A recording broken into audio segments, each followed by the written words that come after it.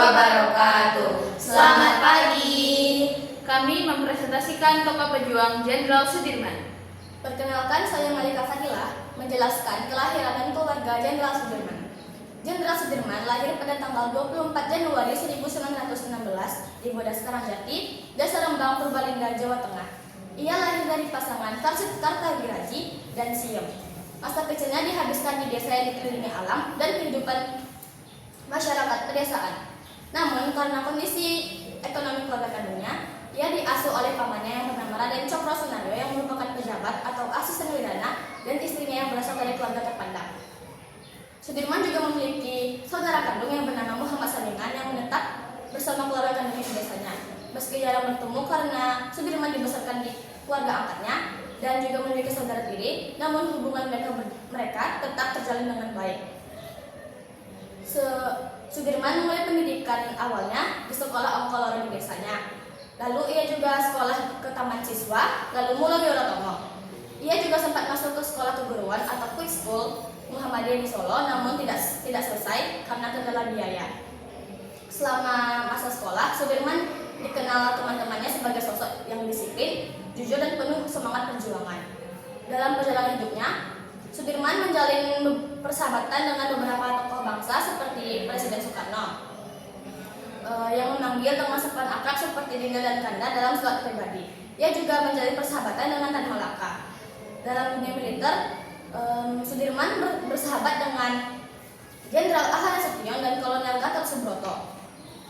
Sebelum terjun ke dunia militer, Sudirman bekerja sebagai guru di Sekolah Dasar Muhammadiyah di Cilacap. Di luar sekolah, ia aktif dalam organisasi Muhammadiyah dan Hizbul Wathan. Selama masa pendudukan Jepang, ia juga bergabung dengan Pembela Tanah Air atau PETA. Setelah terjun ke dunia militer yang mana lingkungannya berubah drastis, ia dipercaya memimpin tentara keamanan rakyat hingga menjadi panglima besar. Perkenalkan, saya Raisya Tifa Zamzami menjelaskan pendidikan Jenderal Sudirman. Jenderal Sudirman memulai awal pendidikannya di Holland Inlandse School, di mana di sini ia mengembangkan keterampilan literasi dan numerasinya. Setelah lulus dari HIS, Jenderal Sudirman melanjutkan pendidikan di Mulo. Pada masa itu, Mulo setara dengan tingkat SMP. Namun sayangnya, dikarenakan kendala biaya, Jenderal Sudirman tidak berhasil menamatkan pendidikannya di Mulo. Setelah dari Mulo, Jenderal Sudirman melanjutkan pendidikan di HIK atau Holland Inlandse Kerk School yang merupakan sekolah pendidikan guru setara dengan tingkat SMA. Namun sayangnya, Jenderal Sudirman tidak dapat menamatkan pendidikannya dikarenakan masalah biaya. Jenderal Sudirman tidak pernah menempuh pendidikan tinggi secara formal. Walaupun begitu, ia merupakan salah satu tokoh pejuang bangsa yang sangat berpengaruh bagi Indonesia. Perkenalkan, saya Nuraini menjelaskan karir atau pekerjaan Jenderal Sudirman. Jenderal Sudirman memulai karirnya sebagai guru Sekolah Muhammadiyah di Cilacap pada akhir tahun 1930-an. Ia dikenal tegas, disiplin, dan peduli terhadap murid-muridnya, serta aktif dalam organisasi kepemudaan Muhammadiyah di Banyumas. Tahun 1943, ia bergabung dengan PETA saat pendudukan Jepang dan memulai pelatihan kemiliterannya. Meski sempat gagal memimpin pemberontakan PETA di Blitar tahun 1944, namanya mulai dikenang sebagai pejuang. Setelah kemerdekaan Indonesia pada usia yang relatif muda yaitu 29 tahun, ia diangkat menjadi Panglima Besar TNI. Ia memimpin perlawanan melawan Belanda, termasuk perang gerilya selama 7 bulan saat agresi militer 2, meski dalam keadaan sakit. Selain memimpin perang, ia juga aktif dalam membentuk strategi politik militer yang efektif dan menerapkan taktik gerilya hit and run yang membuat Belanda kewalahan. Setelah kedaulatan Indonesia diakui pada tahun 1949, kesehatannya mulai menurun. Tapi dia tetap aktif dalam merumuskan strategi yang efektif.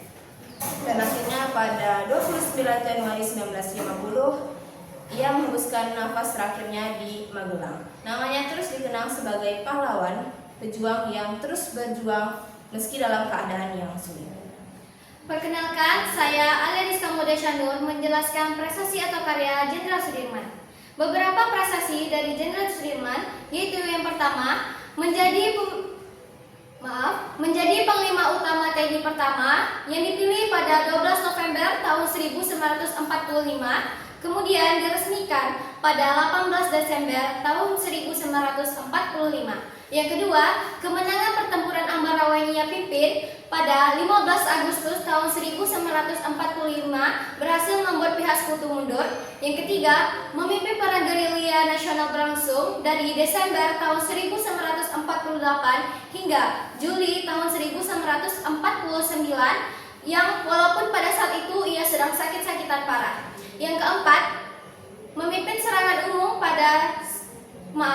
memerintahkan serangan umum pada 1 Maret tahun 1949 yang untuk menunjukkan eksistensi TNI dan Republik Indonesia di dunia. Yang kelima atau yang terakhir, mengirim surat persatuan pada tahun 1949 untuk mengajak seluruh golongan bersatu untuk melawan penjajah. Perkenalkan, saya Talita Devina Putri menjelaskan wafat atau perjalanan yang berkesan di kehidupan Jenderal Sudirman. Jenderal Sudirman wafat pada tanggal 29 Januari 1950 di Magelang dikarenakan penyakit paru-paru yang telah lama ia derita. Ia meninggal pada usia yang sangat muda, yaitu 34 tahun. Prosesi pemakamannya dilakukan dengan cara terhormat di Taman Makam Pahlawan, Yogyakarta. Kepergiannya meninggalkan kesedihan yang sangat mendalam, namun semangat perjuangannya terus dikenang dan menginspirasi bangsa kita hingga kini. Perjalanan berkesan di kehidupan Jenderal Sudirman. Waktu ia kecil, ia pernah diasuh oleh pamannya yang bernama Raden Cokro Sunario dikarenakan keluarga kandungnya tidak dapat membiayai pendidikannya dengan sangat layak. Saat dia remaja, ia pernah bersekolah di Quick School, yaitu sekolah guru Muhammadiyah.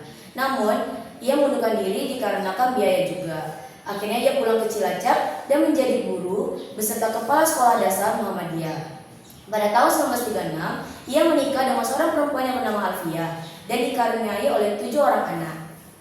Ia hidup dengan diselimuti oleh kesederhanaan dan kerendahan hatian. Pada tahun 1944, ia memasuki peta dengan posisi komandan batalion. Setelah proklamasi, akhirnya ia dipilih menjadi Panglima Besar TNI dan mengerjakan tugasnya dengan sangat baik. Salah contohnya di serangan Ambarawa dan serangan umum 1 Maret 1949. Sekian dari kami. Terima kasih.